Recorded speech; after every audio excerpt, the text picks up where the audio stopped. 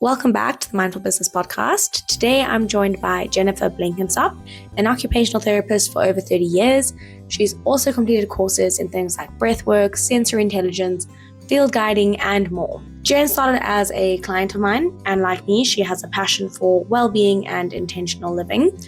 There are so many topics that Jen and I could easily get into, and we almost did in this session, so she'll definitely be back. But for today, we are talking specifically about stress, how it manifests in the body, and how to manage it a little bit better. I hope you enjoy. Okay, great. Well, firstly, thank you so much for joining us in these conversations. Could you just introduce yourself and tell us a little bit about what you do? Sure. So I am an occupational therapist, and my work covers a very wide range of occupational therapy. A lot of people are familiar with occupational therapy with children in schools, but I'm more in the space of adult rehabilitation, in oncology, in pain management. So it's a bringing together of the physical and the emotional.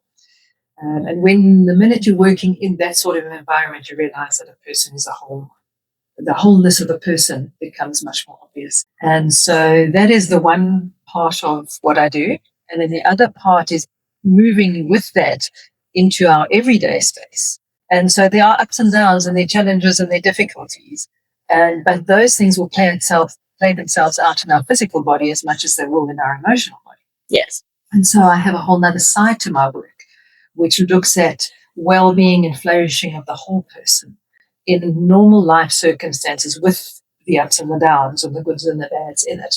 And just looking at how do we flourish in life? How do we cope? How do we live our best lives within the context of what we have? Because not all of us have the privilege of an easy path.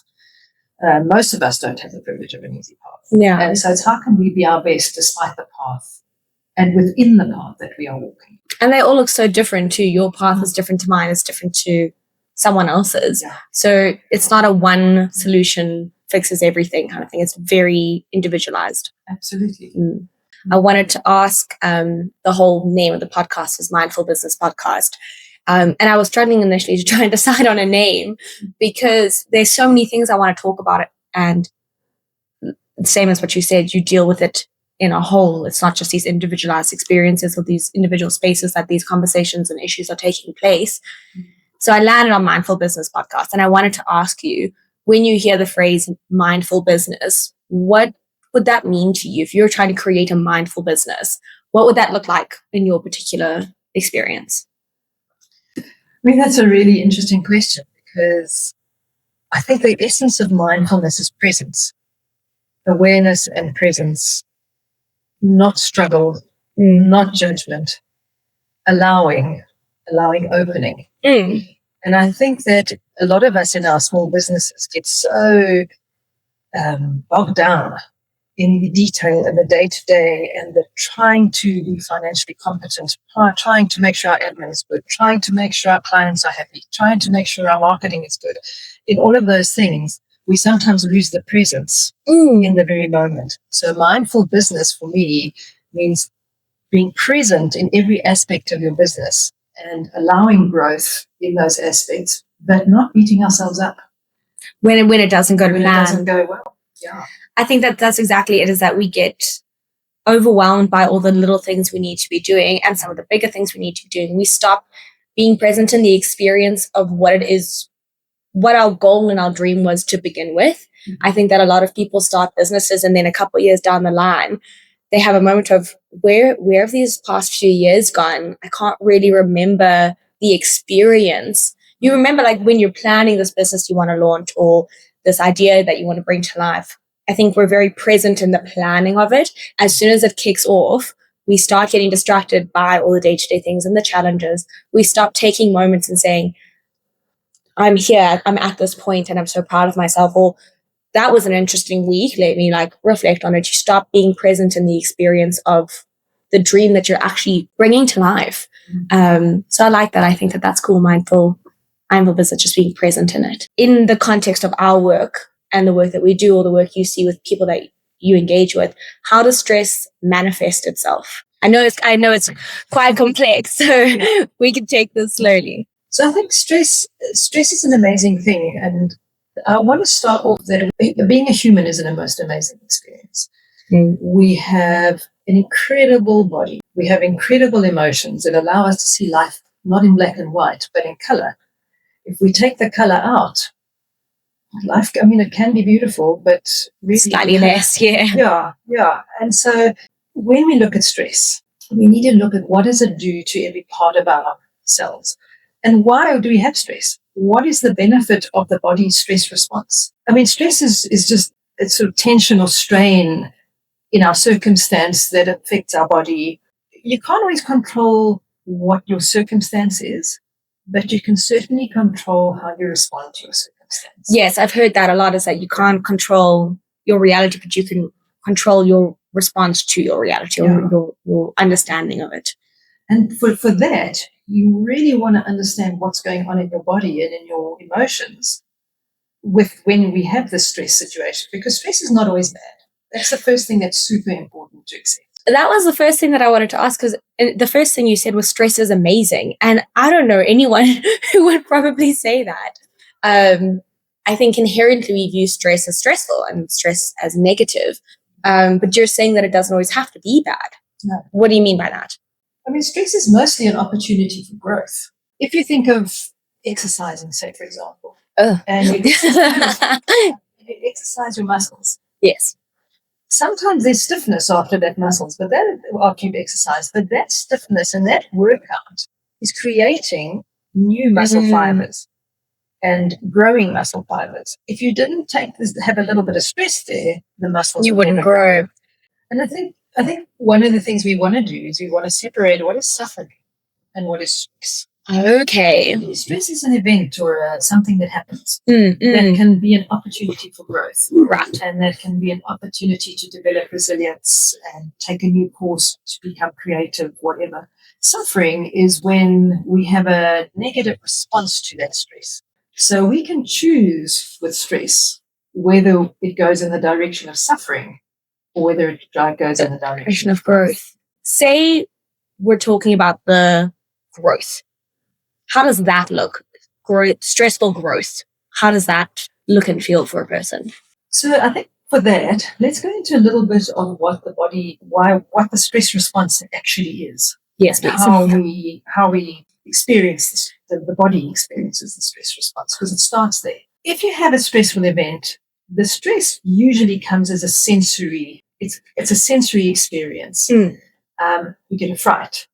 You feel your heart is beating. You feel you have a meeting that you're concerned about, and you feel it in your stomach. Yes. So most of the time, you will have a sense or the information coming to give your body and your brain the idea that this is stress. Information that comes in to create the stress response is coming in from our senses. Right.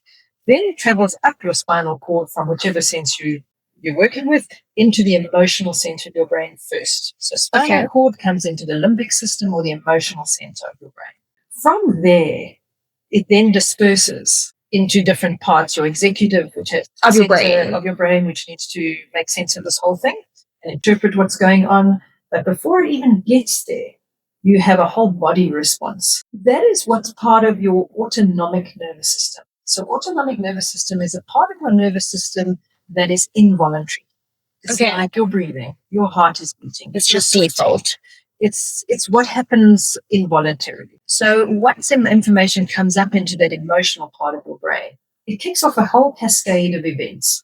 If it's a stressful situation, the hypothalamus and the amygdala and the hypothalamus are communicating, and they send out a message to the pituitary, which sends out a message to the adrenals, which sends out adrenaline into the bloodstream, which then you get cortisol also being released at the same time. And all of that is to flight, fright, freeze. Yes. To have this alarm response. Physically, though. So it started off, you receive a sensory feedback, essentially, of whatever it is. It goes up your spinal cord into your brain translates that and then resends signals back out into your body for a kind of physical response. But even just considering how much is happening in your body when you're experiencing a stressful situation sounds exhausting.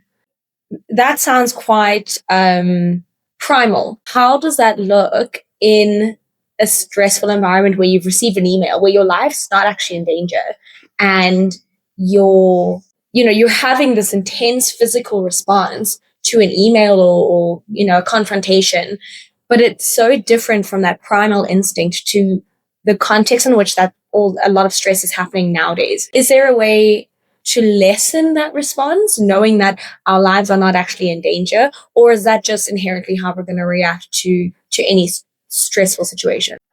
So I think that the body's response has not changed. The human, despite that we are living in an industrial, urbanized environment, the essence of how we are created and our stress response remains. The problem is how much do we allow and our body's response. But it is, okay, so we had the stressor, so I felt that in my body. What am I doing with it? So sometimes we talk about the sympathetic nervous system being the accelerator, and we talk about the parasympathetic being the brake. We need to have both. You cannot have only sympathetic or parasympathetic. If you are wound up all the time, you'll end up with the problems we see, like burnout and much worse health problems. If you were in parasympathetic all the time, you would be slap. Yeah. No forward movement. No, exactly. No forward movement, no energy, not necessary motivation, because it takes stress to drive us to create, to drive us to do better, to grow. To grow. Yes. So we can't have only one and we can't have only the other. So this is a complicated thing. I think we like to make it, it's this or it's that. But it isn't this or that. It's a combination of things. What are some coping mechanisms that I can use to firstly understand that all of this is happening, and not only is it natural, but it's okay? What do I do to kind of familiarize myself with this experience of stress, whether it be the suffering or the growth kind? So I think the first thing there is circling back to what you asked in the very beginning, what is mindful business? And we talked about being present. If you can just stop for a moment and be present to what your body is feeling. Observe it, because that tension and that stress, you will feel it somewhere in your body. And everybody feels it differently. Some people feel it in the stomach, some people feel it in the chest, some people feel it in the throat. It's just to notice where am I feeling this? And then you can notice, is this a stress response, or is this something else going on? Right. But it's really super important just to pay attention in that moment, because if you pay attention in the moment, you can choose your next course. Right. If you're not paying attention, this whole thing can just wind up and wind up and wind up. So sometimes I like to describe this like if you have a bowl that's mostly full of water, and that's our normal way of being. And then you take a whole bunch of apples, and one apple you throw into the water, and that is that email you were talking about, and the water level rises. And then if you don't take the apple out or dress the apple, you put another one in later because somebody phoned you and complained about something. Another apple in, water level rises. Each time you don't address that apple and choose what you want to do with that apple, another one's going to come. That's just life until it overflows. So if you don't address the individual circumstance of the individual event, you're just adding to the build-up until you overflow. Sure. And that overflow can look different to different people. And it can be loss of, you can just lose your temper. It could be that you just feel completely unable to cope. And there are different sides to the levels of stress. And the one is where your body shuts down. And the other one is when it goes into sort of a rage or an irritability or an anxiety. And so we can have two sides where some people move into the anxiety and depression side, and we have some people who move into the anxiety and irritability, insomnia, all of that, and some people move into the shutdown. Right. So that very much depends on what you're doing with that stress. But if we can pay our attention in the moment and make a choice as to what we want to do with that particular stress or stressful event, or how we want to work with our body in that moment, that's the game changer. Just regaining a little bit more sense of control over the situation. Yeah. Because what I'd really like to do is to just cover a little bit of ground about what is acute stress, which means stress in the moment. Okay. Look like, which is a super important body function. It's a survival mechanism. Okay. Versus what is chronic or long-term stress look like, and how does it play itself out? I think that's super, super important. That'd be great, yeah, because as we've already mentioned that, like, I didn't realize that stress could be positive. It could be growth or suffering. I think it's also good to elaborate that stress can be momentary or, like you said, long-term or chronic. So could you explain maybe the acute stress first? So if you would allow, I would love to take us just through a little visualization, which will help us to understand, because sometimes this stuff gets all a little bit technical. Yes. And then not always so real for us. So I think if we can do a little visualization together, it might help us to kind of get to grip of what the difference is. Fantastic. What do I need to do? So I'm going to ask you just to close your eyes for a moment. Take a few deep breaths.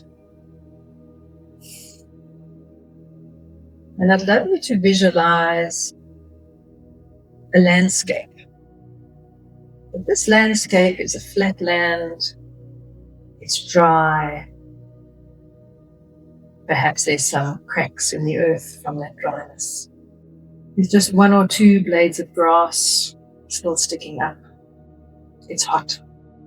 The wind comes through and blows a bit of dust. You can only hear maybe one cricket, if anything, scurrying along. And then an animal comes along, a hungry animal, and eats from the last couple of remaining bits of grass. And the sun continues to beat down, and the land is barren. So few signs of life. And those signs of life that are there are signs of struggle. Signs of animals and plants, insects trying to just survive. Just notice how that feels. Is it a place that looks inviting? Is it a place that you would want to be? And now let's leave that image for a moment.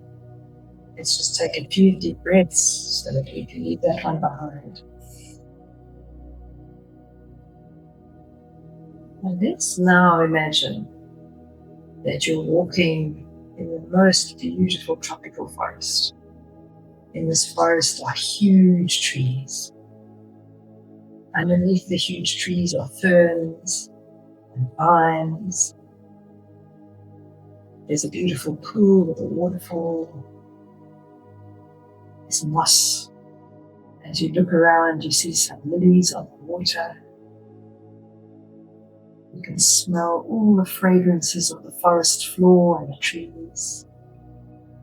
The sun is filtering through, giving light and just creating beautiful rays. And then a bird flies across. The butterflies are dancing on the flowers. There's so much life there. Notice how that feels in your body. Now just come back to just a few breaths. Come back to our conversation. And I'd love to know, what was the difference in how you felt about those environments? So I love nature. So as well, the first thing obviously is just quite sad at the state of that first visualization of barren, dry, hot. I felt, as I said, kind of heavy, just deflated maybe, just helpless, I think, knowing that. And then the part where the other animal came and ate the last few strands of grass, I was like, no. Then like that last little bit of potential hope is gone. So yeah, I think disappointed, sad, and helpless maybe are probably the ways that I felt. And then just physically quite a sense of heaviness and weight.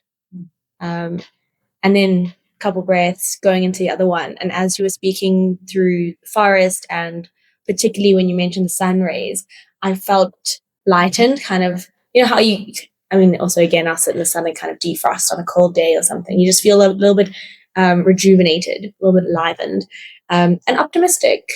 So if we look at those as metaphors for the chronic stress that brings us down versus flourishing, let's unpack that a little bit.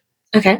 Because the barren and dry land is almost like an overgrazed land where there's erosion. There's a fight for survival. Mm. There's little to work with. That is what chronic stress is. Acute stress reactions say our blood pressure goes up in order to fuel our brain and our muscles with blood to react. Yeah. In chronic stress, that looks like heart disease. Because What? of just high blood pressure over a long period of time, Right. heart disease and stroke. It takes away our life, does not feed life. Mm. Then when we get stressed, the other thing that happens is our clotting factor in our blood goes up. And that's designed that if you got injured, you would heal your wound immediately so you can continue to survive. What does that look like if we carry on with stress chronically? Is the potential for strokes and thrombosis. Then we have our cortisol levels go up and our adrenaline levels go up. Now, in an acute response, that's excellent. That shuts down systems we don't need and activates systems that we do need. Great in the short term. In the long-term cortisol, levels of cortisol, of fatiguing, insomnia, depression, anxiety, what some people call adrenal fatigue, where you just can't activate the energy. Right. In the short term, we need the glucose in our muscles. So our insulin hormone is increased so that we can release glucose into the body so that we can respond. Long term, Diabetes. that looks like diabetes, looks like insulin resistance. Sure. So are you saying that acute stress is necessary, if not healthy, for your general functions, but acute stress over a long period of time then turns into chronic stress, and that's where bigger illnesses and the life-threatening issues come from? So there's so many body things that are happening in the acute situation which are healthy. Yes. But in the chronic situation are giving us so many lifestyle diseases, never mind mood, anxiety, irritability, depression, things like that, which is the same story. We need the clarity and the rush of hormones and things in the short term, but in the long term, it leads to burnout, it leads to anxiety, it leads to depression. Do you think that we're not taking stress seriously enough? Absolutely. Because I think as well, people say, oh, I'm so stressed. And they'll say that every single week. I mean, even just a few people in my life, there hasn't been a time in the last 6 months where we've had a catch up and they say, I'm so stressed. And I don't know necessarily, we haven't had deep conversations about how they're dealing with it on a regular basis, pulling those apples out of the water. But I think that stress has become so normalized now that, one, we're just saying it casually, but two, I don't think we're taking it as seriously as we need to be. And we're only going to find out the effects much later on in life when it becomes chronic. We are very much part of this process. This is not things that are happening from the outside creating the situation. It's not just happening to us. No, this is how we are responding. And like you were saying, you haven't had a chat with your friends without realizing that everybody's so stressed, everybody's so busy. All the time. But unfortunately, some of that is becoming a status symbol. It's a status symbol to say, don't even get me started. And it's not a status symbol to say, it's not a boast. It's not a boast to say I'm so stressed. It's not. I think people are misunderstanding stress for achievement. Mm-hmm. They're like, oh, I'm so stressed because I'm so busy and I'm doing so much and I'm so overwhelmed, therefore I must be achieving something. But that doesn't necessarily mean that. Once I've realized I'm heading towards this chronic state of stress, what's my next step? Yeah, and so I think that's a super important question. And the first, like you said, is just to evaluate the land. What does this land look like right now? What is growing? What's not growing? What I'm allowing in to graze that shouldn't be grazing? Right. When do I need to allow my lands to rest? So if nature requires that, which has been there since the beginning, long before us humans arrived, nature was doing this resting, replenishing, rejuvenating. Why would we be different? Yeah. We're late starters in this whole thing. So we need to allow rest. Yeah. The rest is a topic that I think there's a whole episode that I want to get onto, is the value of rest. And I think that that's so lost in today's society, especially in kind of the busyness of city life and things like that. Is there's always this need to be moving forward and pushing. In human nature, one of the reasons that we have what we have today is because we have this ambition to grow and to push the boundaries and move further. But we seem to have lost this value of hibernation and resting and plateauing. that we just don't seem to have anymore. But if people are feeling like this now, what's something that we can start working on today, if not this week, this month, to help? So it brings circle around again to the first thing is to notice. First thing is just to notice what's actually happening. Notice what you're doing with your time. Noticing how your body feels. And then there are the sections that we know, bring flourishing and bring life. And that is physical exercise and movement. That doesn't mean necessarily doing the aerobics thing if you're not that way inclined. There's a way of moving for everybody, but just movement is the universal regulator. There is no question about that. Within our nervous system, movement is the universal regulator. Not everybody likes the same form of movement, and that's totally okay because we're built differently and our sensory systems are built differently. But moving is super in some form. I'm not a very big runner, but I love yoga and I like more slower movement, but I'm still moving my body. Looking as always at your sleep, looking as always at your diet. These are the basic foundational things that a lot of us are like, oh, you yawn, we have to hear this again. But actually, they are the foundational point. Just breathing well. And I'm not talking about fancy techniques of breathing and that. I'm just talking about breathing well. Breathing changes every single cell in your body, how you breathe, for better or for worse. Do you mean like deeply or shallow or rapid? What do you mean breathing well? What does that? So that is a whole topic. Whole other thing. We'll deal with that. We'll have a breathwork session for sure because you're I know that's quite complex. Yeah, and managing your sensory environment. If everything that is the trigger for stress comes in and from a sensory perspective, managing your sensory environment is super important. And I can speak for myself here that I'm sensitive to sound. There's a lot of noise. I can't work well. A lot of noise winds me up. So I need to know that. And then say, okay, how can I control that environment so that I can calm myself down and give myself enough capacity and sort of room to breathe, literally. And so I look at all of the senses, and one needs to look at all of your senses. In combination and in isolation. And say, okay, which ones wind me up? Which ones are calmative for me? Where do I need more stimulation? Where do I need less stimulation to be my best? And that's what we call sensory intelligence. That is one of the simplest but most profoundly affecting things that a person can do to change their stress environment and their ability to cope. Understanding their sensory intelligence. And understanding their sensory wiring, which is unique to all of us, and then adjusting your environment around you to support well-being instead of support winding you up. If your sensory environment is the water, let's say that's the water, you can drop that water level by managing your sensory environment, or you can have a very full sensory environment before you put your first apple in water. And if you've lowered it, when the stresses come in, it's not going to be as fast before you overflow. You have much more capacity. But there are many techniques around meditation, journaling, spending time in nature. All of those things are things that drop that water level. Which enable you to handle a little bit more. Gives you so much more capacity. And each of us is so unique in that you want to do a sensory matrix. You want to understand what your sensory wiring is. And so that you can put strategies in place. Because sometimes working with stress and lifestyle issues, people find very difficult because every day you've got to do something. You need to be moved. Yeah, there's this list of things that we have to be conscious of all the time. And that in itself is exhausting. Have I moved today? Have I eaten all right? There's this long list of well-being pressure to feel like we're just on the right page. Yeah. So it can be quite overwhelming to add more things to the list of things you're trying to learn. And this is what's so marvelous about sensory intelligence, is once you know your wiring, you adjust your environment, done. You don't have to worry about it again. It's not like an everyday thing. And remember, when you've got the maximum available to you, you can be your most creative. Your mood is going to be better. You're going to be your most safe because you're not feeling wound up all the time. Yeah.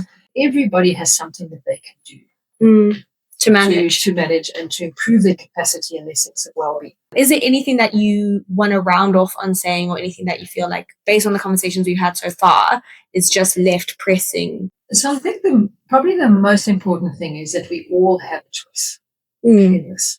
Sometimes we feel like there's no choice, but actually we all have choice. And maybe the only choice that you have is how you deal with it. How you respond. And how you respond. Maybe attitude is your only choice that you can actually be in control over, but you always have choice. Right. And if you want a different life, you have to make some choices to get there. And there are loads of different strategies that work for different people. Not one. There is no strategy that works for everything. So you look and explore and experiment with what works for you, and stick with it if it works, and let it go if it doesn't. And that's exactly it. I think, as we said, there's such a long list of things that we feel like we should be doing or need to be trying.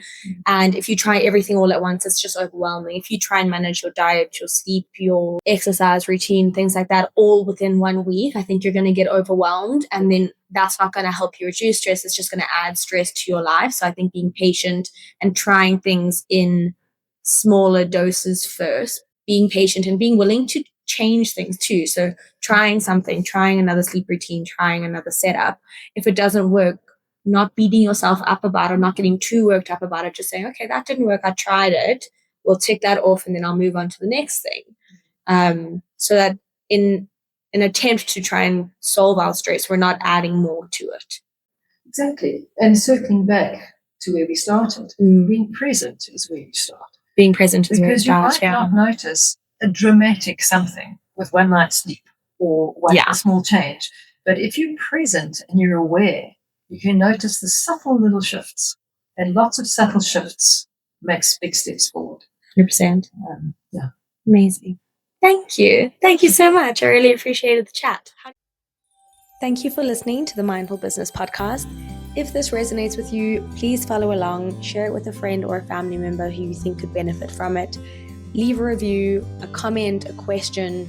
I'd love to hear from you. What are you struggling with? What do you want to know about? Also, don't forget to take a break today. You're allowed to go at your own pace. See you next time.